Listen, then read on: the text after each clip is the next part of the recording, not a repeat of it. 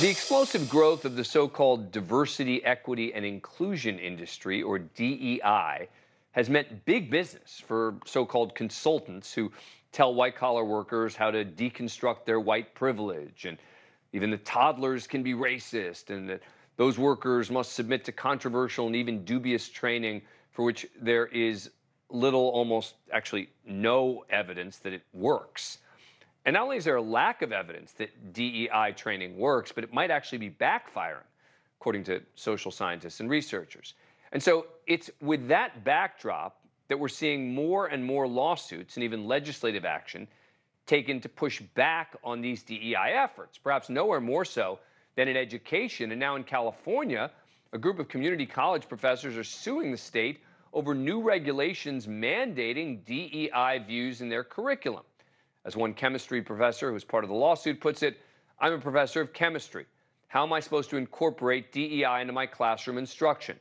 What's the anti-racist perspective on the atomic mass of boron?"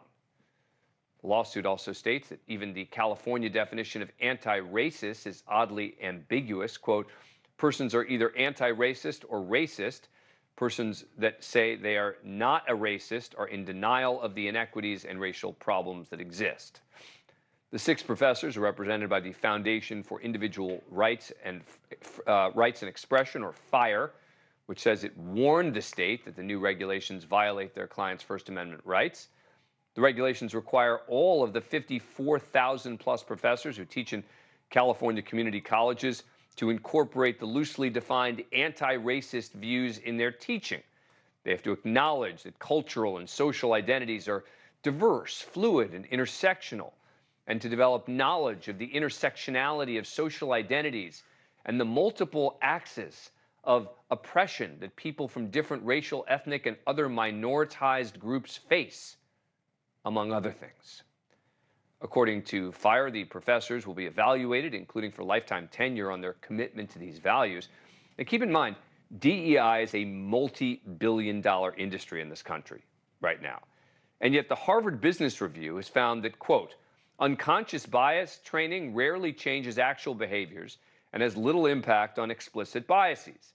A meta-analysis of hundreds of prejudice reduction interventions found few that unambiguously achieved their goals. Many popular interventions run the risk of backlash, strong adverse reactions that sustain or even worsen the inequity that practitioners attempt to eliminate. Joining me now, Daniel Ortner, attorney at FIRE, the Foundation for Individual Rights and Expression. Daniel, thanks for coming on the show. Appreciate it. All right, so what are the grounds for the lawsuit here? So California has enacted statewide regulations for all community college professors. These regulations require them to teach in the classroom contested concepts such as anti-racism, intersectionality, that merit is related to white supremacy and racism. These concepts are enacted in these rules and in regulations and guidelines that the state has put out.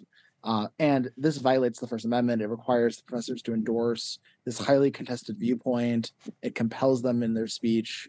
It also bars them from sharing competing ideas. One of the documents that the state has put out warns that if they share different ideas, they're weaponizing academic freedom and they might inflict curricular trauma on their students.